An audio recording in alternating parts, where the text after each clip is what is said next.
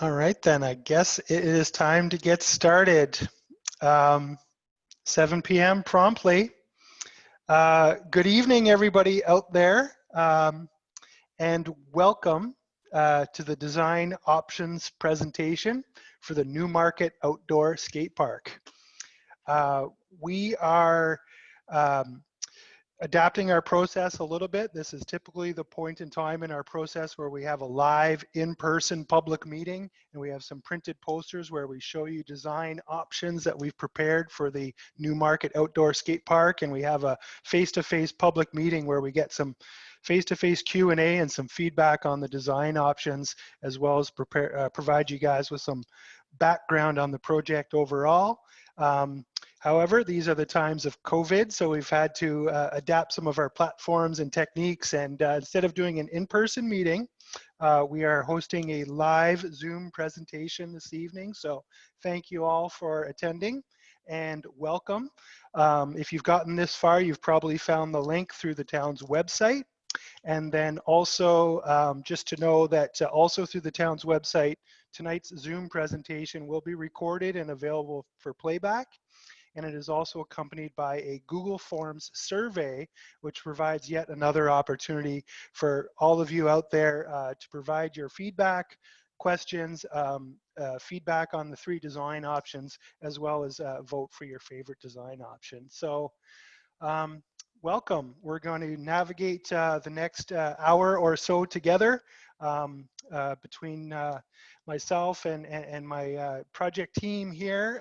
We're going to share presentation duties, and we're going to walk you through some background, and we're going to present to you the design options, and then we have reserved the last 30 minutes of the presentation just for a Q&A session. So if you're listening right now, part of the presentation, again, thank you for joining us.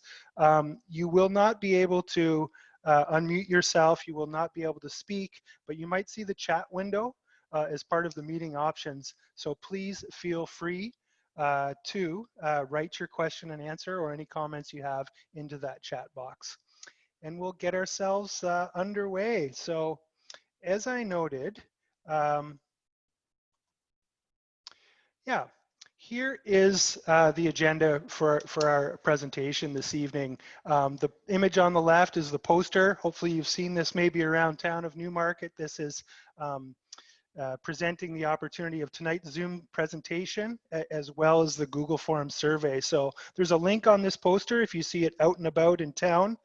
There's a link on the poster, and that will take you to a page on the town's website where you can find a link to this Zoom presentation. At the conclusion of this presentation will be available as a playback, and then you'll also find a link to the Google Forms survey. So again, welcome.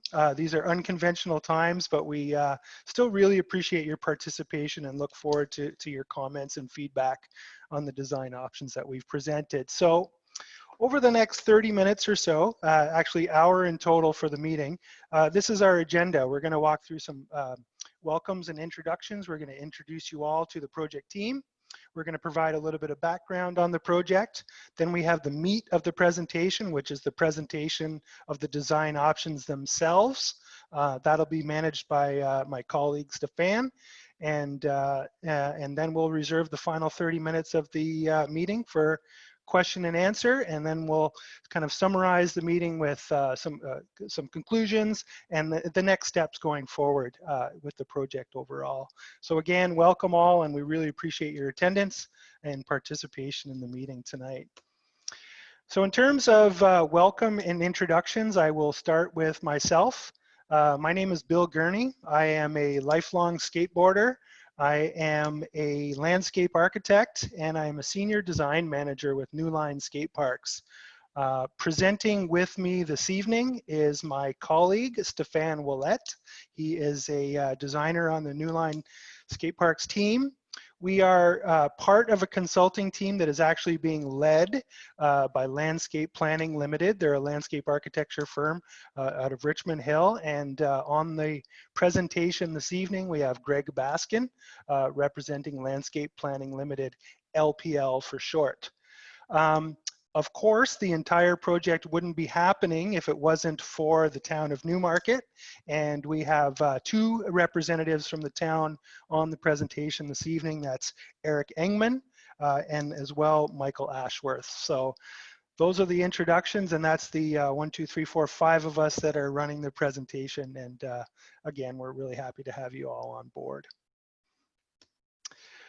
So we're going to provide you just a little bit of background on the project overall.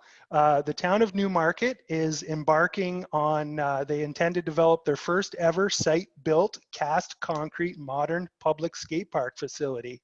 So it's a great opportunity for the town. We know it's an amenity that's been anticipated for a long time, and we're really, really excited to be part of the project team and you know, working towards delivering this park to the town.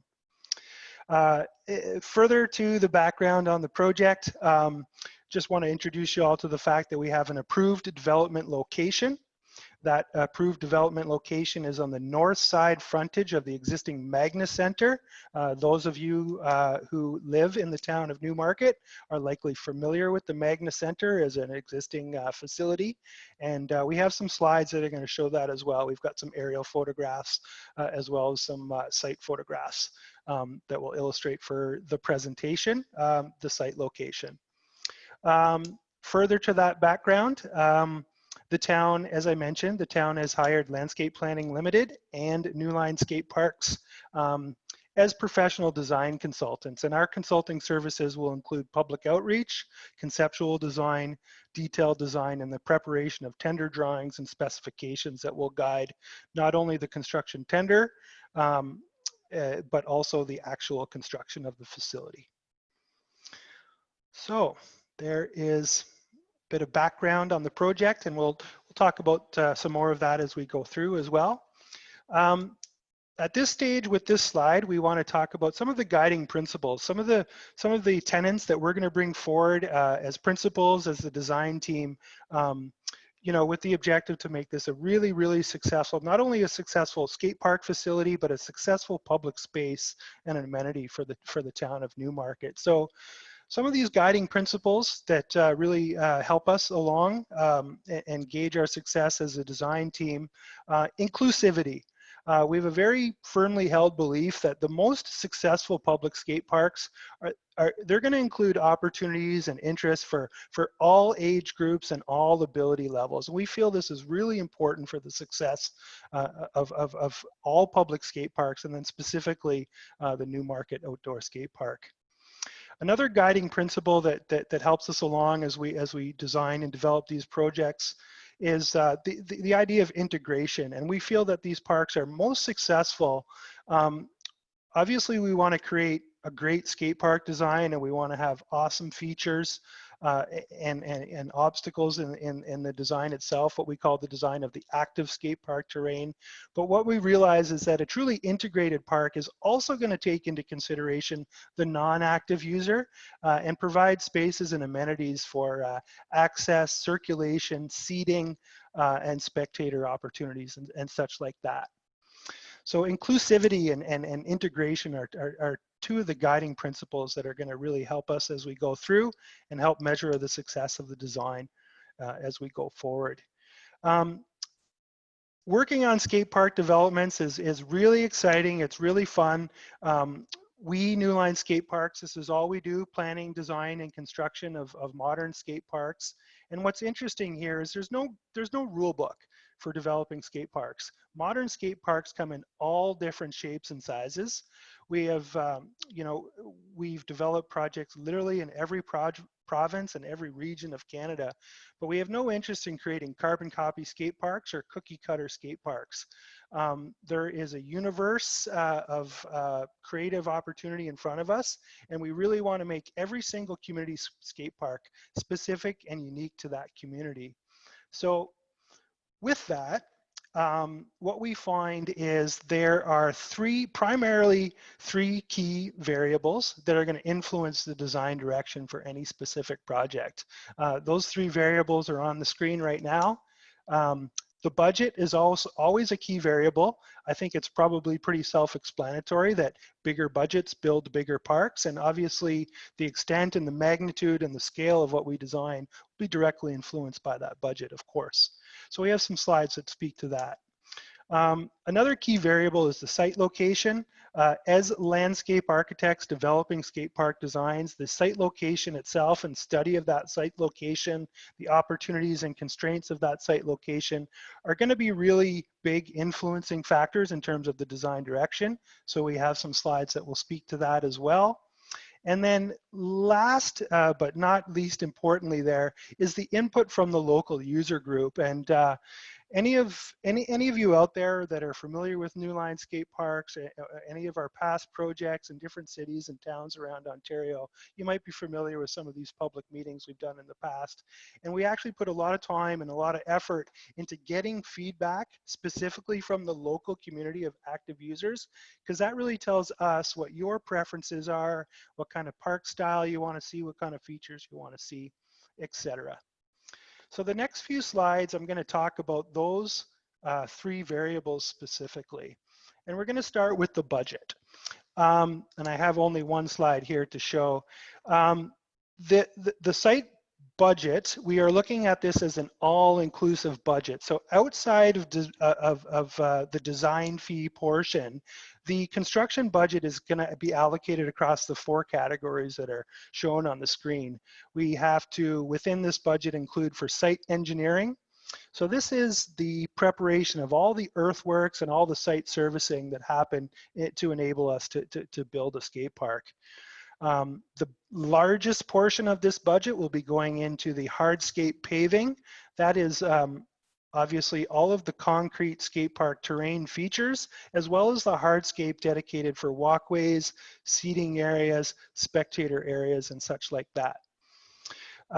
We have a portion of our budget that's going to be dedicated towards site furnishings. We have a desire and intent to put a shade structure as part of the development.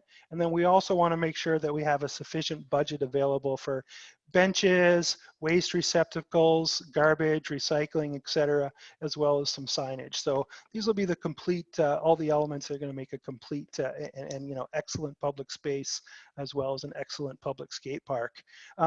And then landscaping as well. Part of that budget will be reserved for landscaping the park, and that's going to be basic turf remediation, as well as tree planting and planting beds as well. So that is all of the items that we're considering inclusively, sort of top to bottom, with regard to the budget. So the other key variable we talked about a couple slides back in terms of influencing factors here, influencing the design direction, is the site location itself. And as I mentioned, as landscape architects developing skate park designs, the understanding of the site location is really key. The site opportunities and constraints there, they will tell us a lot about what we can and can't do in terms of the development. So on the screen right now is an aerial photograph of Magna Center, 800 Moloch Drive, Newmarket. So it's basically the northern portion of the site. It's outlined in kind of this orange outline on the slide that we see in front of us right now. And that's the area that we have to develop the skate park in. One of the very first things that struck us as a design team in looking at this site was the really impressive frontage that we get based on this park. So it was back in March, sort of pre-COVID, that our team, LPL, we visited the site and were able to get our feet on the ground and take some photos. So the photo I have in front of you is pretty telling. What you see is the city sidewalk on the left, and then the sidewalk that's internal to the Magna Center just off to the right in the background. In the foreground, you see the impressive pylon sign that tells you that you've arrived at the west entrance of the Magna Center. And then in the background there is the very cool looking, very modern building. There's a grassy space that happens between the two sidewalks, and then also between the sign and the Magna Center itself. And that's the grassy space where we're going to develop the skate park. You can see that it's kind of a ridge line. it's you know, the grassy space in the middle is higher than the concrete sidewalk on both sides, and it's also higher in elevation as you get closer to the Magna Center and lower in elevation as you come forward and away from the Magna Center. So this is the view you would get if you were walking along the sidewalk towards the west, the main entrance of the building on the west side of the building, and then this grassy area on the left of this photo, that's part of the development area reserved for the skate park. Here's what some of that frontage looks like today. We see the building, we see the planting, we see the grassy slope, as well as one of the service manholes that is existing out there right now. This would be a view of the entrance to the building. Again, the main entrance on the west side of the building. It gives you a sense of some of the character of the building itself, as well as the arrival experience. There's a big stone wall on the left side of this photograph that you can see, and then you can see the grassy knoll behind it. So that retaining wall, that stone retaining wall, is holding back some of the elevated grade that happens between the city sidewalk and the building itself. Here's a view if you were coming out of the building. Again, that main entrance on the west side and walking out to the parking area. There is, you can see in the background of the photo, the grassy area where we intend to develop the skate park. And then, as I mentioned before, one of the things that really, one of the very first things we noticed of interest with regard to the site location is this really impressive frontage that we get on the north side of the building across Moloch Drive. So with this, we see a great opportunity to create a very visually appealing skate park that's going to create, you know, a great foreground in front of the building and make this not only an amazing skate park for skateboarders and BMX riders and scooter riders and everything else, but also something really appealing, you know, with a great aesthetic as well and great visual quality. So I got a few more slides that are going to talk about the site location itself.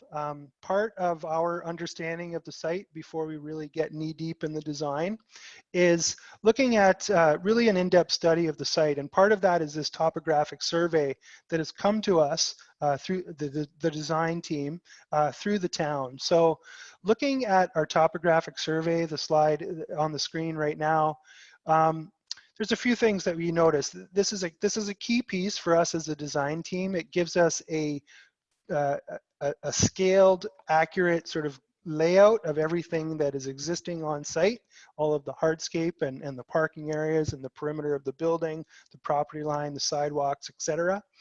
It's to scale, which is critical for us. It also tells us all of the vertical elevations and the grade change in the elevations that happen on site. Any of you that might be familiar with topographic maps or contour maps, the light gray lines you see here are contour lines. And what we see right away is there's actually quite a bit of elevation change that's happening through this, this development area. In fact, you know, there's a very prominent ridge line that happens between the building and then the sign. And in fact, if you read those contour elevations, we have easily 2.5 meters of grade change, which is, you know, easily sort of, you know, 10 feet of elevation change out there. So when we show you these design options, you're going to see that each of them has taken into account the fact that the site itself has got a lot of grade change and a lot of elevation. So when we get into looking at the design options, you'll see that a lot of platforms at different levels and a lot of stair drops and such is the way in which the design options are responding to the landform. Another really key piece of information we get looking at this slide and this topographic survey are all the above ground visible utilities infrastructure, as well as the below ground utilities infrastructure. And what we see is there's quite a lot going on there. We've color coded this plan. In red, you see the storm service. In orange, you see the sanitary service. In purple, you see a gas line. The gas line really won't come into play. It's on the north side of the property line, on the north side of the city sidewalk. So that really won't come into play as a site constraint. The blue line is an existing water main, and the green line is existing below grade underground electrical. So understanding all of these opportunities and constraints in the design is really critical for us in order that we design something that is feasible. So through our initial discussions with the town, what we've realized is we have the opportunity to relocate the water main through the scope of the project. Likewise, we have the opportunity to relocate the underground electrical through the scope of the project. And what we're left with is primarily the storm service and the sanitary service as the constraints that are still going to be there after we do some relocation of utilities. And what that leaves us with is the area that's shaded in red, obviously very triangular shaped. You're going to see each of the design options kind of reflect that. The storm line service, the red line, that's still going to be there. It's a constraint for us in design.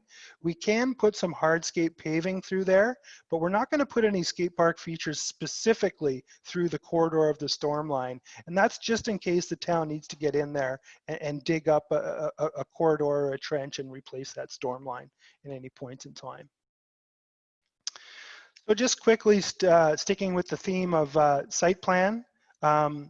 It was back in July that we did an initial round of site planning, our team in concert with the town and LPL, and we considered 4 different site planning options, each of which would take into account the active terrain of the skate park, as well as the integration of that active terrain with site circulation, walkways, and social spaces for seating and spectating and such like that. So we developed 4 different site plan options, site plan option A, B, C, and D. Those are illustrated on this slide right here. Site plan option A is on the top, site plan option B is on the bottom. Site plan option B was interesting because at one point in time, we were considering the merits of potentially developing 2 separate skate park spaces, one of which would be dedicated to beginner level riders and one of which would be dedicated to intermediate and advanced level riders. Through this process, we discovered that that's really not the direction we want to go. We feel it's best, we get the biggest bang for our buck if we sort of consolidate everything and we let all age groups, and certainly there will be a degree of separation in the design, but we're allowing all age groups and all skill levels to mingle because we realize that this is how people learn and progress and develop their skills, collaboratively and socially in the environment of an active public skate park.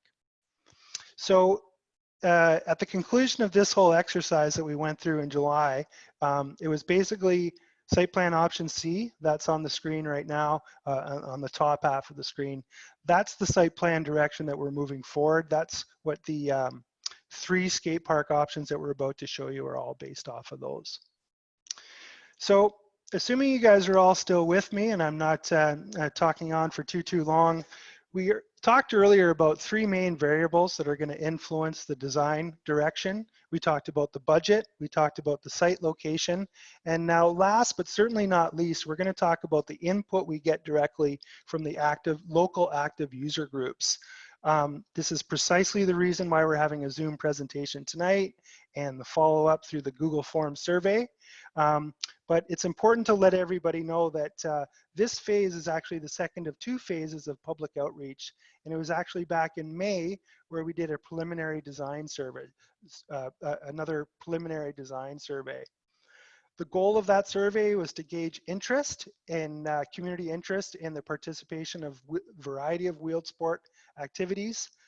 And this survey collected 375 total responses, which is pretty impressive for a survey of this nature. So just quickly looking at that survey, we sampled some demographics, the gender split between male and female. Because this was an online survey, in theory, available to anybody in the World Wide Web, it was really encouraging to see that actually 80% of the responses came from residents who live in Newmarket specifically. We sampled the age groups of the active users, and you'll see that the dominant age group there is sort of in the 11 to 20-year-old range, followed also by people in the 21 to 30-year-old range. So this starts to give us a really good sense of who's out there, who are the active users, what their age groups are, and what their skill levels are. Question 6 is a really important question for us. We tried to gauge where people are coming from in terms of their interest in the project. We were really encouraged to see 55% of all survey respondents were skateboarders. We have approximately 18% representation from scooter riders and approximately 16% representation from BMX riders. In addition to that, we have 2 categories that are almost 50% of the respondents. And in fact, that's folks who in the survey have identified themselves as parents or guardians of active park users, as well as local residents that are simply interested in the development of public spaces. The real meat and potatoes of this initial design survey was what we call terrain priorities. And this is where we as a design team are really trying to get a sense of what are people's, we're looking at the local population of active users and what are their real preferences in terms of park style. So with that, we take, all different size and shapes and styles of skate parks. We try to categorize it into four distinct sort of typologies, we call these. So through our survey, we've learned that, we've identified 4 different typologies, but we've learned that, clearly the favorite of all 4 typologies, it seems to be this typology that we're calling the street course obstacle style park. And that's clearly the consensus preference based on the fact that it had the greatest number of first priority picks and the fewest number of 4th priority picks. Street course and obstacle style terrain is also followed closely by plaza and street style terrain. So what we're starting to get now as a design team is a pretty strong sense of who our active users are, what their skill levels are, what's their age groups, and what their terrain preferences are. This final slide gets into a little bit more detail in terms of specific features outside of general terrain typologies, specific features that people are looking forward to seeing in the upcoming Newmarket skate park. So hopefully that wasn't too much background. We really wanted to set the context for the project itself and provide some background. Like I said, this Zoom presentation is being recorded. It'll be available on the town's website for playback, as well as it's a lead in to the Google Forms survey. So if you've made it this far in the presentation, you're obviously showing some level of interest, and we think that's great. We really strongly encourage you to check out the Google Forms survey and provide additional feedback through that survey. So hopefully I haven't gone on too long here. This is the point in the presentation where I want to hand things over to my colleague, Stéphane Ouellette, and he is going to talk us through the 3 different design options that we've prepared for you. Take it away, Stéphane. Thank you, Bill. Good evening, everyone. As Bill said, my name is Stéphane Ouellette, and I'm a designer with Newline Skateparks, and I will be explaining our design options for the Newmarket Outdoor Skate Park. My portion of the presentation tonight is going to be 7 slides. The first slide we'll have all 3 options. There we'll be able to clearly identify the similarities between all 3 options. The next slide that we'll look at will present each option individually, looking at their specific features, accompanied by inspiration and precedent imagery. And following that, I'll pass the baton back to Bill, who will talk a little bit more about our online survey, next steps, and introduce our Q&A portion of the meeting. And so with that, we'll get started. Here you'll see all 3 of our design options. So we've come up with 3 different options for the Newmarket Outdoor Skate Park, each offering something unique, but also they offer a lot of similarities, and that's what I want to talk about here. What I want to do first, though, is quickly explain the graphics to help understand the terrain. So looking at all 3 options, there's very defined rendering techniques. So the beige or sandy color in these designs, that represents the more passive pedestrian arrival / gathering spaces within these designs. The darker green color internal to the skate park represents some sort of planted area. The light gray represents the active flat slab of each design. And the caramel color represents our transition, quarter pipe, and bank profiles. That color also does a good job of identifying and noting the grade changes and the different elevations within the designs. The final two colors in these renders are the white and the brown, and those represent stair sets, ledges, and manual pads. So now from there, we'll move into the similarities. And with all of the options, we really wanted to make a point of having a similar size and scale. And so the size is referring to the overall footprint and the square footage of the active terrain. And the scale is referring to the features themselves. So we understood that street obstacle terrain was the preferred design or terrain typology.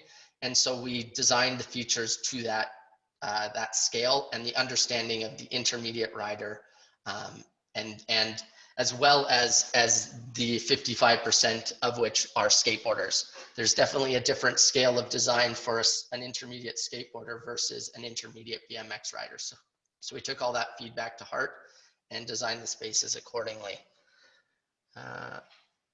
So as Bill mentioned earlier on, we're building this skate park on a ridge, and that ridge has a high point on the east side of the site. So on where you'll see the shade structure in all three designs is the high point of the site. And so the highest slab in each design exists on that east side. And then it descends down from there as it moves west. And so because of that significant grade change, the result in each design is multiple drop lines, as Bill said earlier, which aligns quite well with that preferred terrain typology of street course obstacle. As I said, just briefly, a shade structure or a gathering space was also a priority for the project, and so was included in each design. An eastern placement seemed ideal and offered the best vantage point over the entire skate park. And so that is why it's located where it is. Accessibility also for the active and non-active participants was a focus. That can be seen running through each of the designs to the west over the existing storm line, as well as from the Magna Center to the south. All right. Finally, one thing that is consistent in all three options is we have some level of planted area. In option one, it is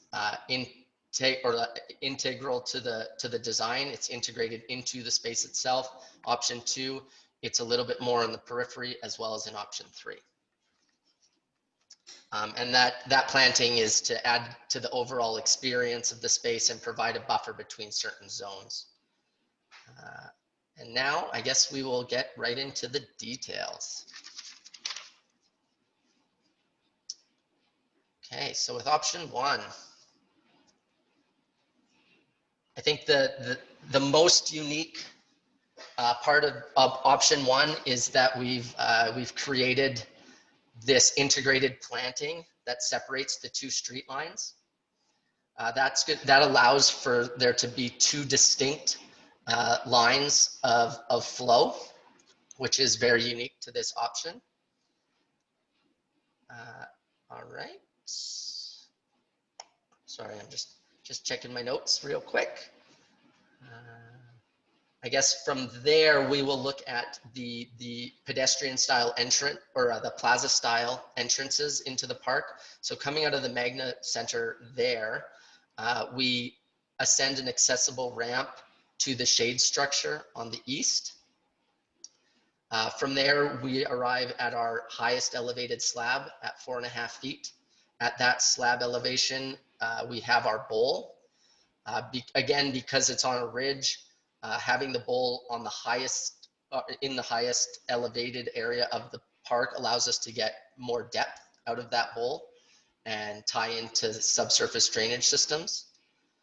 From the bowl, moving west, we come to our first of 4 stair drop lines in this design.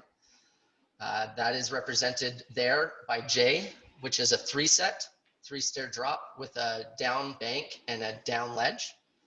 Moving from there, we come to our largest set in this design, which is a 6-set with an integrated retaining wall that feeds into the landscape, a down bank and a down ledge. Continuing on, we get to D. D is a pump bump feature with a rounded edge, which allows you to move over the piece in all different directions. Then we cross our existing storm line and our pedestrian connection from Moloch Drive to the Magna Center sidewalk. Once you move past that, that existing storm line, one advantage of creating that integrated planted area in the middle, we were able to create active terrain to the west of the storm line. You'll notice that in 2 of the 3 options. So moving west of the storm line, we have an A-frame or wedge-to-wedge feature and 2 tabletop obstacles. This is asymmetrical, so on the right side, it's actually lower than on the left side. As you can see, it's 0 elevation through the main floor slab and 1 foot higher elevation on the west side of that feature. And that brings us to our main turnaround feature for this design, which is a 3-foot quarter pipe feature represented by B. Moving back east, over top of the tabletop and the wedge to wedge, we get into our more technical street section of the design. This section offers a flat bar, a barrier style turnaround represented by F, H, which is a manual pad with a slappy bank that goes over top of it. And we also have a flat ledge in this section. Moving towards L. L is our 2-drop line of 5 stairs and 4 stairs. The interesting thing with the 5 set at L is that it has frontages both to the active terrain and the non-active terrain, that plaza style entry. That 5 set also has a down hubba on it or a down ledge. M, which is a 4 set, has 2 down banks, a down rail, and a down ledge. And then O is a small turnaround, which captures all that speed that you have coming back from west to east, or gaining speed to hit the double drop line from M, N, and L. So that is option 1. Here we have some inspiration and precedent imagery. This is helpful just to visualize the design intent. So as I explained, C on the left is our Funbox A-frame feature. That in that example, it's asymmetrical. So on the far side, it's less of a bank height than on the downside. G is our 6-stair drop with 6-stair stair set with down ledges and down rails. J is a 3 set with down ledges, down rails. K, we have represented as a kidney pool, but this could also serve as a small flow bowl. M and N, we have different stair sets, including L actually. So M, N, and L are examples of our stair sets. That photo that Bill's on right now is a great example of the 2-sided stair drop. So the main focus of the active terrain is moving one direction, and of the passive terrain is a different direction. Then we have a great example of our H feature, which is a manual pad with a bank over top of it. And E is a representation of our technical street section. So lower level obstacles, technical tricks often grinds and slides on the flat bar and the flat ledge. From there, we will move into option 2. So the first thing about option 2 that is clearly different is the lack of that integrated landscape island. So in this option, we've made the decision to push those planted areas to the perimeter. And as a result, we've been able to concentrate the active terrain to the east side of the storm line. And with that, we have developed an opportunity west of the storm line to be additional space for a shade structure or additional seating. Again, starting from the Magna Center coming in, we've got that plaza style entry. We have an accessible ramp that goes up to our shade structure, again at its highest point in this option at 5 feet relative to the plaza entry floor. We have our pool bowl up at that elevation as well. Moving from there, we have feature N, which is 2 small turnaround quarter pipes. Again, just to gain additional speed as you move west through the design. That from N, you move to K, where we have our first of 2 5 stairs. In this option, you'll notice that we have only 3 stair drops. We have 2 5 stairs and 1 very large, very advanced, but very welcome 10 set.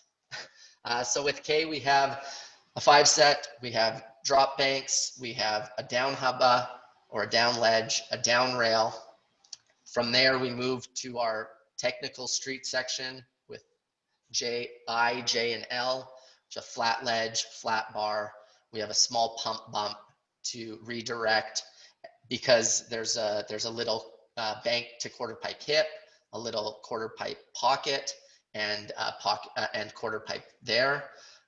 We also have a unique feature at E, which is a bank to manual pad and ledge feature, and that's even integrated into feature F, but I'll explain that in a moment. D is again a 5 set, again with a down hubba, down ledge, and down rail. All of that feeds you into our main turnaround in this design.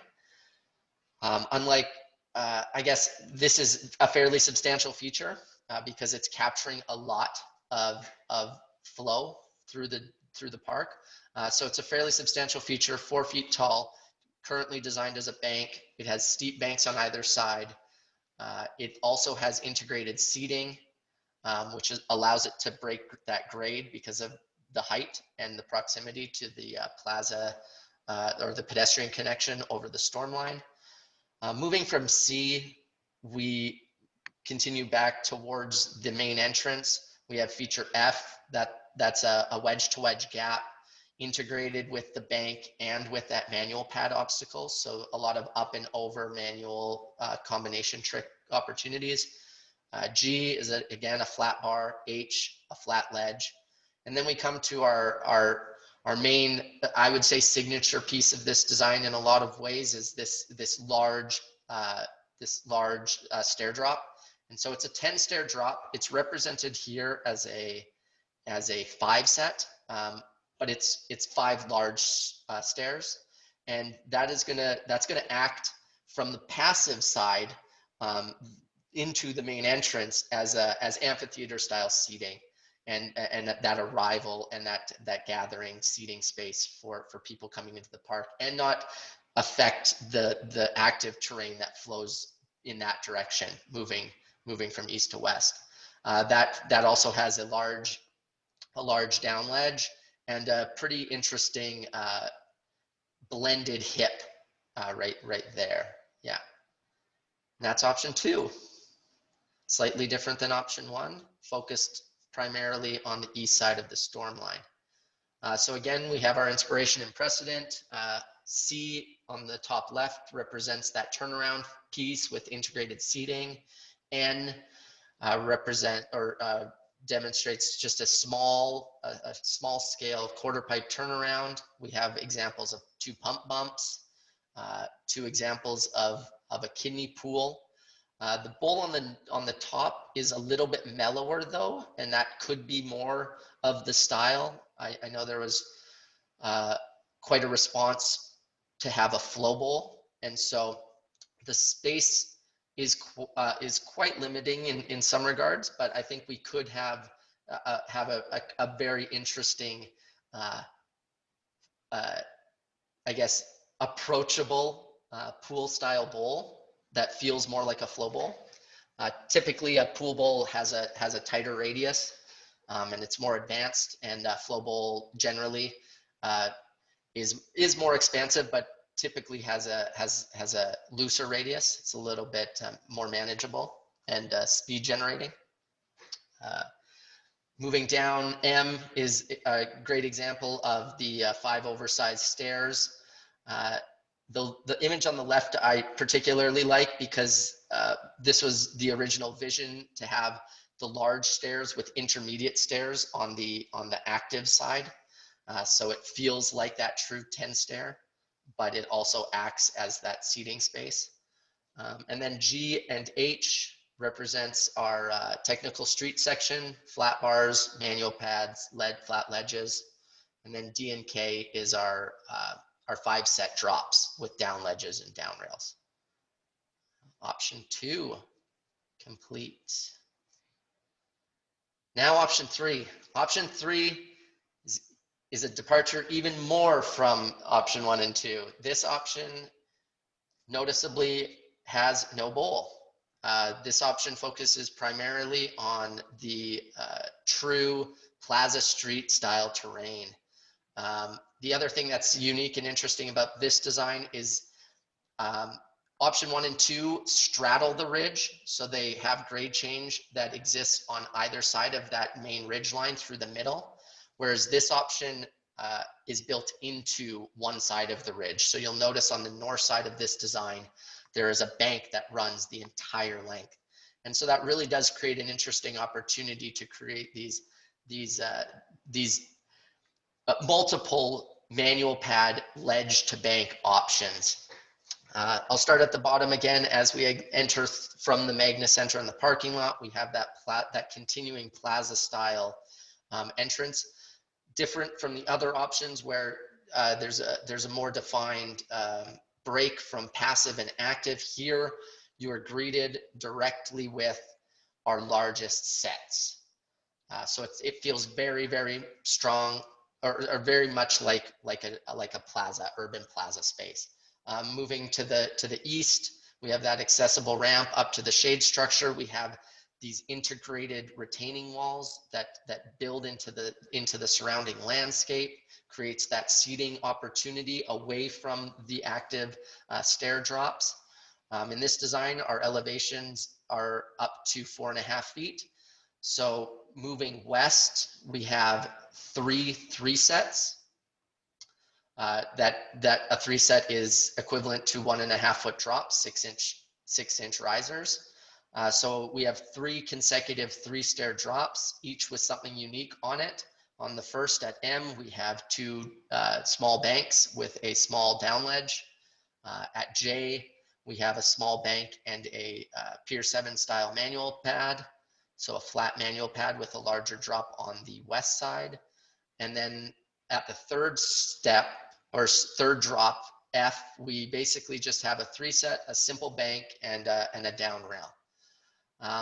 With this option, because we focused the terrain on one side of the ridge, we were able to develop on the west side of the storm line. And also because of that ridge, we're able to create a unique element with that gap over the pedestrian corridor from bank to bank.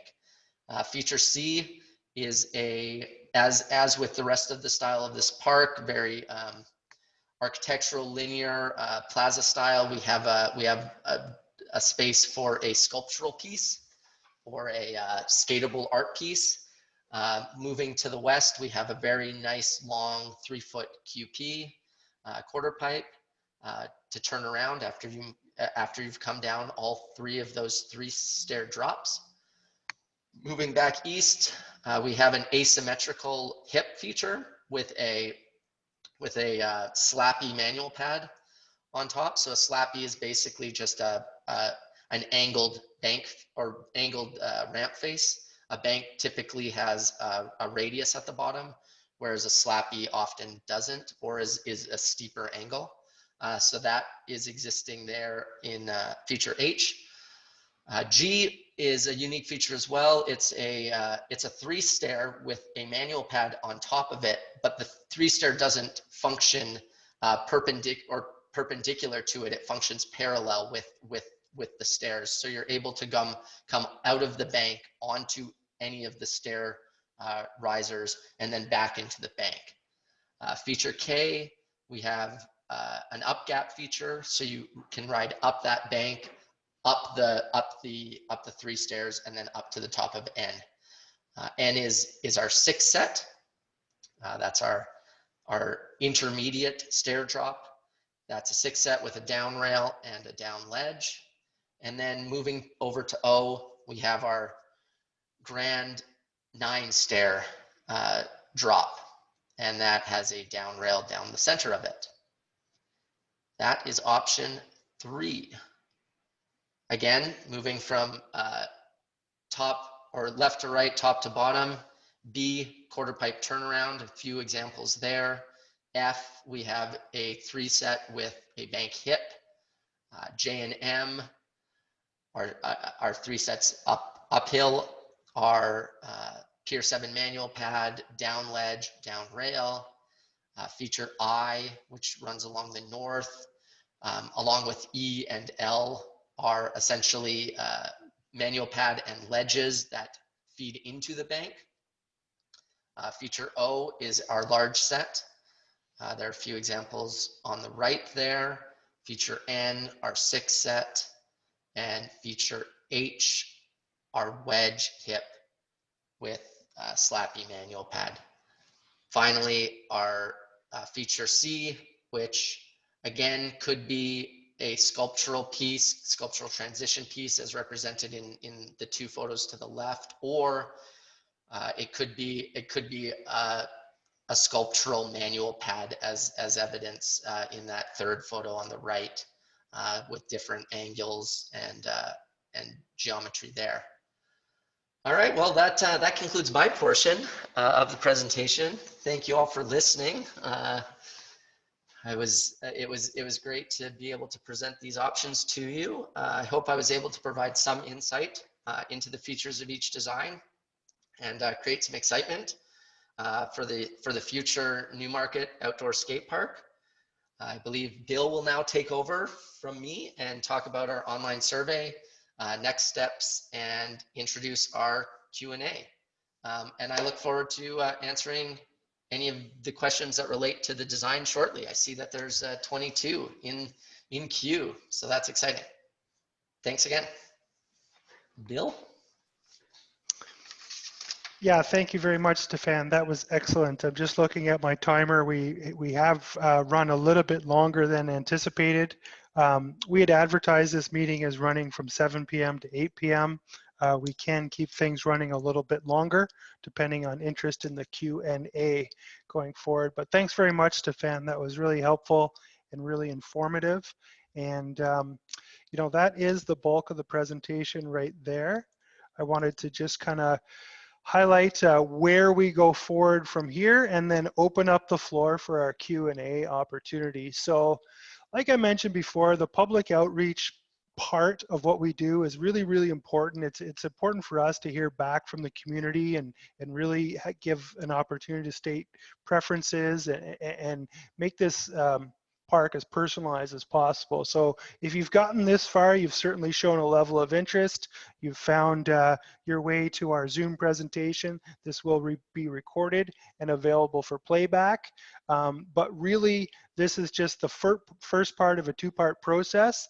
And the second part is the Google Forms survey. So through the Google Forms survey, any and all will have an opportunity to provide comment, things you do like, things you don't like on each of the 3 design options, and then ultimately cast your vote for your favorite design option. So we're going to keep the survey open until October 6th, and that'll give you guys all an opportunity, please, to join our, participate in the Google Forms survey.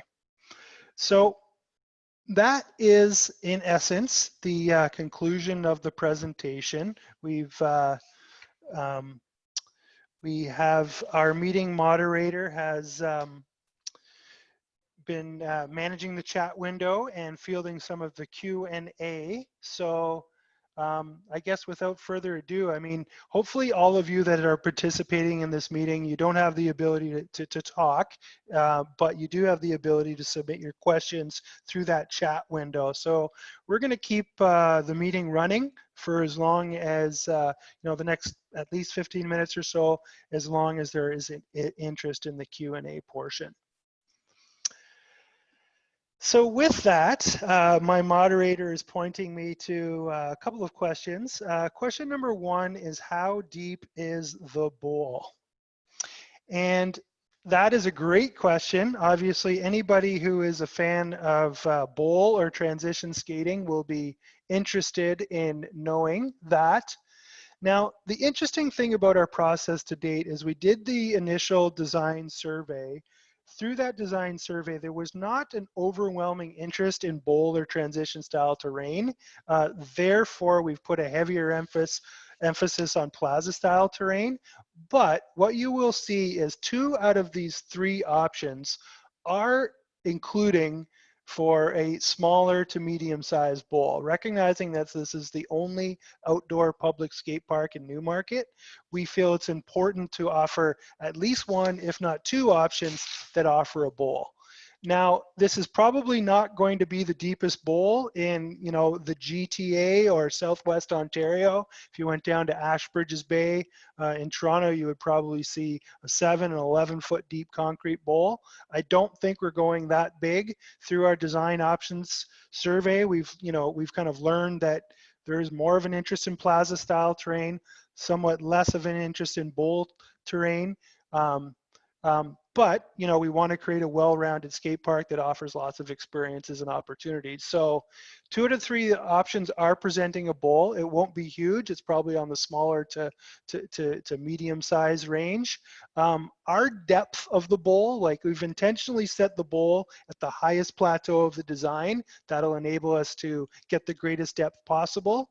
To be completely honest, we haven't looked in detail. The maximum depth of the bowl will be dictated by what elevation we can tie a storm service drain into. So that will be maximized by the position of the bowl in the site plan. But for the sake of argument, let's assume that we're going to go to a medium level bowl of approximately 6 feet deep. Now, there is variability in that. If we hear through the feedback, through the survey, that there is interest in something bigger or more substantial, we'll take that into heart. But at this point in time, we're looking at a bowl that is likely to be sort of smaller or medium sized in scale. My moderator has flagged 3 additional questions for me. They're written down right here. Question number 2, when is the expected completion? I don't know if Eric wants to chime in. I know from a design standpoint, we are trying to do all of our design work this fall and into the winter, basically getting everything done by Christmas time or in advance of Christmas time, so that we have the opportunity to put out a construction tender, award to a successful contractor, and then basically put the shovel in the ground in the first available opportunity in the 2021 construction season. Eric, is that a correct response to that question? Yep, that is correct. We are looking to construct it by the end of fall 2021 if everything goes to plan. So there you go. So by 2021, we should be skating at Magna Center, which is very exciting. Question number 3, coming to me from my moderator, is, will there be nighttime lights? At this point in time, have we discussed this as a design team? Are we budgeting for lights? My understanding is that no, we are not at this point in time. budgeting for lights as part of the skate park development. But Greg or Eric, please feel free to correct me if I'm not correct there.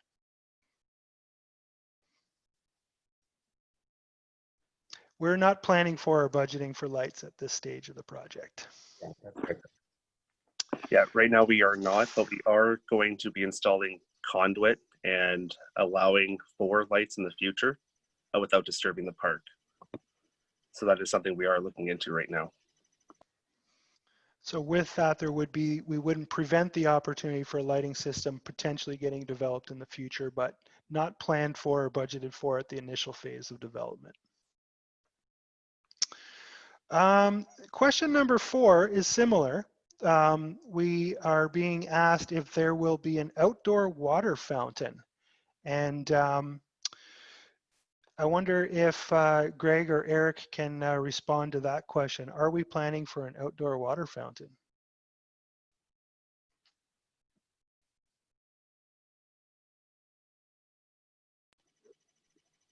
Yeah, right now we are looking at the feasibility of installing an outdoor water fountain.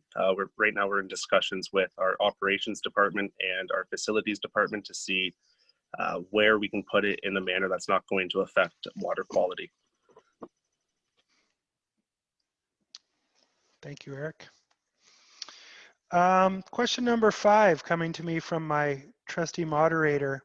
Question 5, is there anything geared to scooter riders? Well, that is an interesting question. From the outset, we talked about inclusivity as a big guiding principle. So it's our intention to create a park development that's going to offer opportunity and interest for all age groups, all skill levels, and basically all wheeled sport activities. We tend to approach these projects primarily from a skateboard perspective. However, we really believe that, you know, virtually all of these options and all of these terrain features represented in all of these options are going to be attractive and functional, not only for skateboarders, but also for BMX riders and also scooter riders. So actually, in response to that question, we hope that you see quite a lot of terrain features in all options that would be attractive and of interest to scooter riders, recognizing the degree of the scooter riding population that's out there.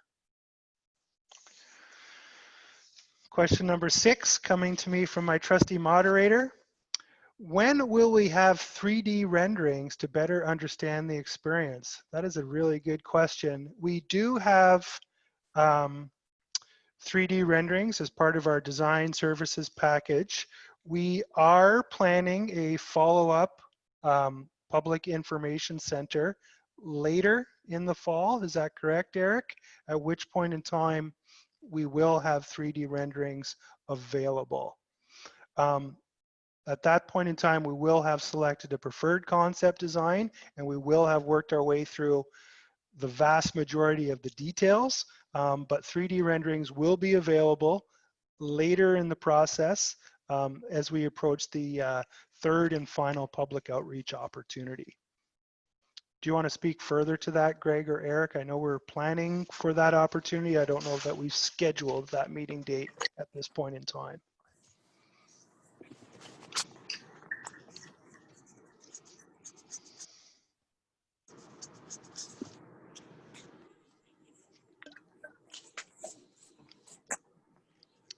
So at some point down the road, we will have those 3D renderings available for public review. Question number 7, are dimensions of all options available for review?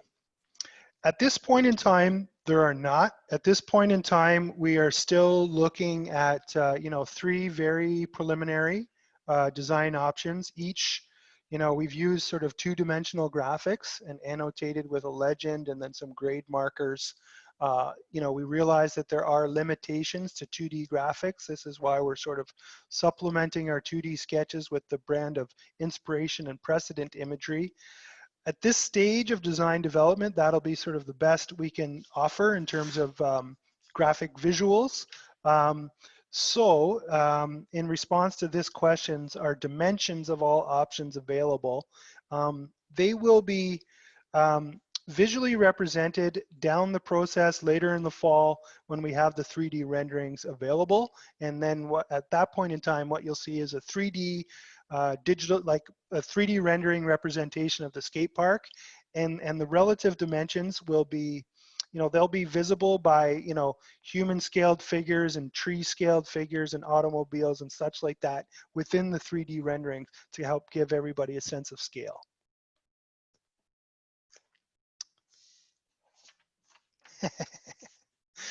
Here we go. Question number 8. Does Newline have a preferred option or recommendation? That is a very interesting question.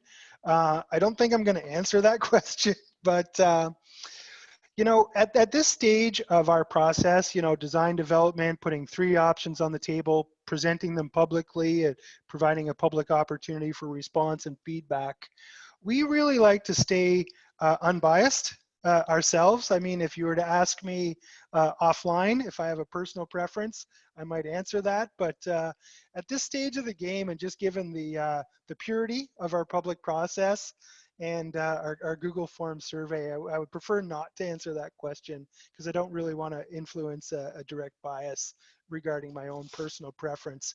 Instead, we're more interested in hearing from you guys out there, what are your personal preferences? And we'll let the quote unquote democratic process help us select the preferred option. Great questions, guys. Very interesting question. Question number 9. My moderator's doing a fantastic job here. Is there potential to expand the park in the future after the initial build? That is a very interesting question. My initial response to that would be likely no.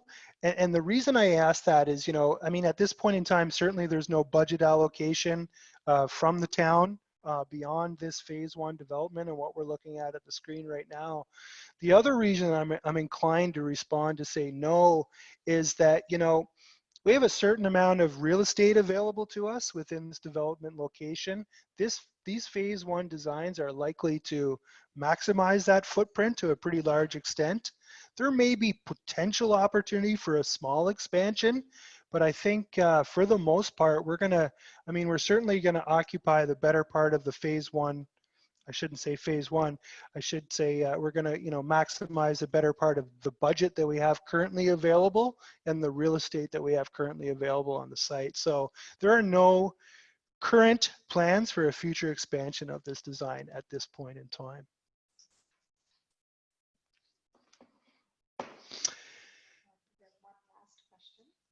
And it looks like we might have one last question. Yeah, this question might be out of scope, but someone is asking if we can get a pump track at the Moolock property.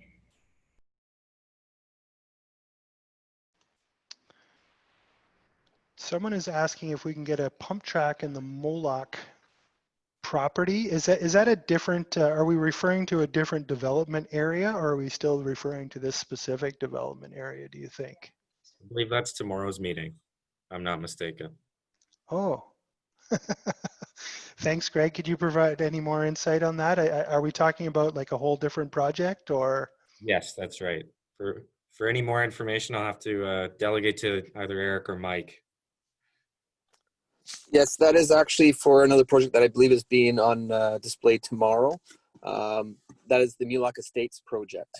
And it's a completely different property. It's out at the corner of Yonge and Moolock. Thank you, Mike. Hopefully that does a good job to answer that question there. Moderators, at the end of our questions, we've done a great job. I mean, we've run approximately 10 minutes overtime at this stage. It's kind of a one-way street. You guys can see us. We can't see you. Do we have any idea how many people are attending right now? 45 people attending. So it's really great to see that level of public interest. Strongly encouraging you guys to link into the Google Form survey. This will provide yet another opportunity for you guys to state your preferences, what you don't like, what you do like, answer some questions, and really provide another opportunity to put your own stamp and footprint. We really take this seriously. We're trying to provide these opportunities so we can respond to you guys directly and you know, satisfy as many people as possible, because at the end of the day, it's not our park, it's yours. We are facilitators here to create the best possible park that is going to be, you know, as personalized and as customized as possible to the specific requests of active users based in the town of Newmarket. So yeah, please do so. Feel free to access the link through the town's website, and please participate in our Google Forms survey going forward. And a recorded version of this meeting will be available if anybody has interest for playback or they weren't available this evening.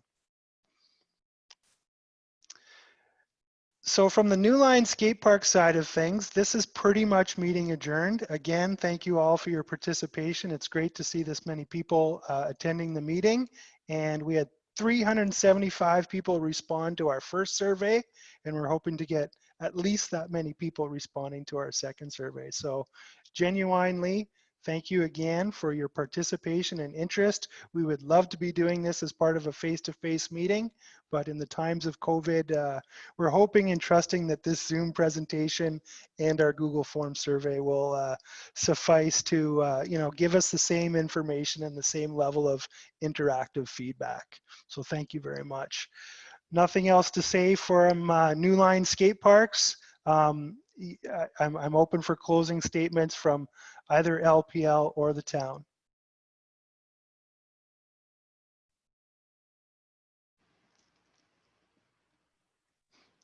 Thank you, Bill. That was a great presentation. I think it was very informative. And thank you, everyone, for your time and joining us. And we look forward and welcome your feedback.